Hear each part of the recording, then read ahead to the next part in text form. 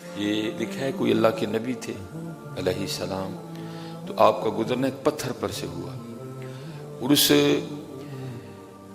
پتھر کی جسامت اتنی نہیں تھی جتنا اس پتھر سے پانی نکل رہا تھا۔ تو اللہ کے نبی علیہ الصلوۃ والسلام کے قلب مبارک میں خیال آیا کہ پتھر تو اتنا بڑا نہیں ہے لیکن پانی سے بہت زیادہ نکل رہا ہے، کیونکہ اللہ کے نبی تھے، اللہ نے اپنے نبی کو طاقت دے رکھی تھی۔ آپ نے اس پتھر سے پوچھا، تو چھوٹا سا پتھر ہے لیکن پانی تجھ میں سے بڑا نکل رہا ہے۔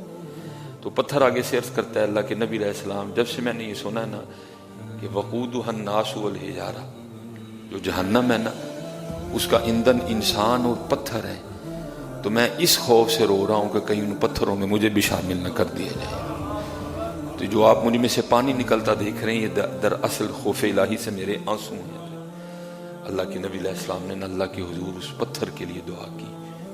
اللہ کے نبی تھے، مقبول دعا تھی۔ اللہ پاک نے فرمایا میرے نبی علیہ السلام آپ کی دعا کی برکت سے میں نے اس پتھر کو جہنم سے رہائی عطا کر دی ہے۔ آپ نے پتھر کو خوشخبری دی، آپ تشریف لے گئے۔ لکھا جب اللہ کے نبی علیہ السلام واپس آئے نا تو اس پتھر میں سے پھر اتنا ہی پانی نکل رہا تھا۔ آپ نے پھر اس پتھر سے پوچھا، آپ نے فرمایا پہلے جب میں نے تجھے پوچھا کہ تجھ میں سے اتنا پانی کیوں نکل رہا ہے تو تو نے آگے سے کہا کہ جب سے میں نے یہ سنا ہے کہ وقودها الناس والحجارہ، کہ جو جہنم کا ایندھن ہے وہ انسان اور پتھر ہے، تو میں اس خوف سے اتنا رو رہا تھا کہ ان پتھروں میں مجھے شامل نہ کر دیا جائے۔ تو آپ نے میرے لیے دعا کی، اللہ نے مجھے، میں نے تیرے لیے دعا کی، اللہ نے تجھے جہنم سے رہائی عطا کر دی، تو اب تو کیوں رو رہا ہے؟ تو جو پتھر ہے نا وہ آگے سے عرض کرتا ہے اللہ کے نبی پہلے تو میں اللہ کے خوف سے رو رہا تھا لیکن میں اب اللہ کی بارگاہ میں شکرانے کے طور پہ رو رہا ہوں۔ رو چلے ہو جی رمضان چ نہیں رونا تو دسو رونا کہ ضائع نہ کرو یار اپنے روزے۔ میں ابھی تک تو خیر صرف ایک ہی افطاری سے واہ پڑا ہے، اور افطاری دیکھ کے لگ رہا تھا کہ یہ قوم آج پہلی بار کھانے لگی ہے۔ ابھی بھی ہم سحری اور افطاری میں پھنسے ہوئے ہیں۔ اصل مقصد رمضان کا تلاش کرو، اصل مقصد جو رمضان کا ہے۔ 11 ماہ بڑا کھایا ہے، تو اگر پھر بھی رمضان میں صرف توجہ کھانے کی طرف ہے تو پھر رمضان کدھر ہے؟ 11 ماہ ہم بڑا سوئے ہیں، تھوڑا نہیں سوئے ہم۔ اب رمضان میں بھی اگر توجہ صرف سونے کی طرف ہے تو رمضان کی طرف ہے۔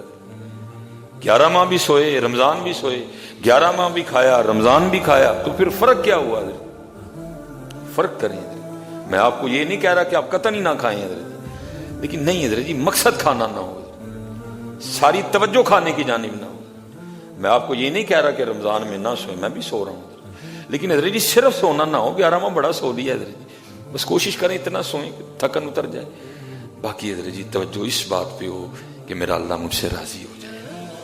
جو 11 ماہ میں نے جو مجھ سے ہوا ہے نا مجھے اس پہ معافی مل جائے، مجھے اس پہ معافی مل جائے۔ یہ حضرت ابراہیم بن ادہم رحمۃ اللہ تعالی فرماتے کہ اللہ کے دوست تھے تو بیمار ہو گئے، تو میں ان کی نا تیمارداری کے لیے گیا، تو کہتے جب ان کی تیمارداری پہ پہنچا نا وہاں تو حضرت نا بار بار اسی بات پہ افسوس کر رہے تھے۔ وہ اللہ کے دوست تھے، مقربین میں سے تھے حضرت جنہوں نے وقت ضائع نہیں کیا تھا، لیکن اب فرماتے وہ بار بار افسوس کر رہے تھے، ہائے افسوس ہائے افسوس ہائے افسوس۔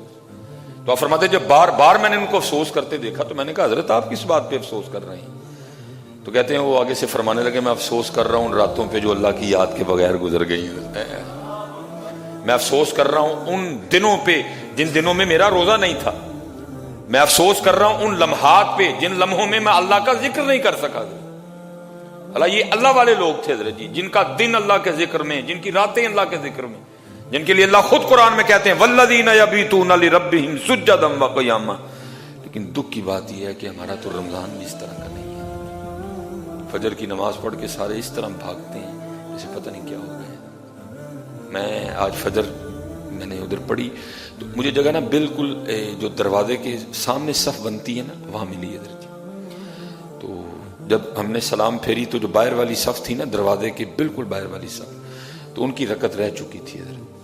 تو اب جو اندر احباب تھے وہ پتہ نہیں کیا ان کو ہو گیا حضرت، اٹھ کے بھاگنے۔ میں نے اپنی ذمہ داری کا احساس کرتے ان کو کہا بھائی پیچھے 3 بندے نماز پڑھ رہے ہیں اور نمازیوں کے آگے سے گزرے بغیر آپ نہیں گزر سکیں گے، یہ گناہ ہے، नबी अलैहिस्सलाम फरमाते अगर पता चल जाए इसका कितना गुनाह तो सारी उम्र वहां खड़ा रहे, लेकिन गुजरे ना तो नमाजी के आगे से। लेकिन हजरत जी एक बंदा भी मेरी नहीं सुन रहा, लोग गुजर रहे हैं, आखिर उठ के ना हजरत जी मैं वो एक जो नमाजी रह गया ना, मैं उसके आगे खड़ा हो गया ताकि ये लोग गुनाहगार ना हो। अल्लाह के बंदो क्यों भाग रहे हैं मस्जिद से?